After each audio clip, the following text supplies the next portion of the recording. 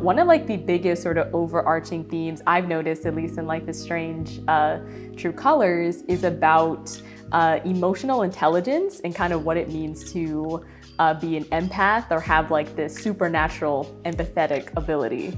So I'm wondering, what role do emotions kind of play in our lives? How are emotions like valuable to us? Yeah, that's a great question because as I was watching these clips, I was like, oh my gosh, Alex is almost like a therapist.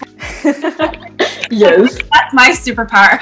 But emotions are actually pieces of information that we can use to teach us like about situations, about ourselves, how to navigate, and basically biologically it was for survival. But now, there's been such a disconnect with emotions, or people don't understand it, and so there's this kind of shunning away. So there's a part of us that we fragment.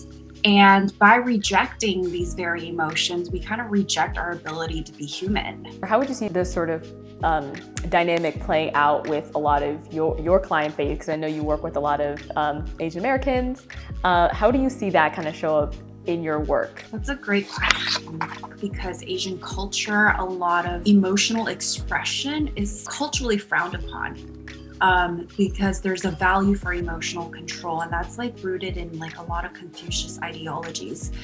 And so a lot of Asian Americans and my clients grow up being emotionally like illiterate. And I want to say it's not that it's their parents' fault. There's so many factors that come to it, because in order to know how to sort through your emotions is actually a privilege.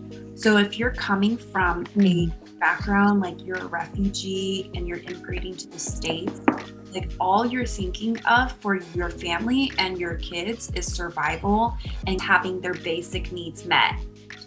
And that's like all they have capacity for. They don't have the ability to sit and like ask themselves, what am I feeling? And so there's a lot of like trying to reckon and understand emotions right now that previously like our parents wouldn't have been able to model to us.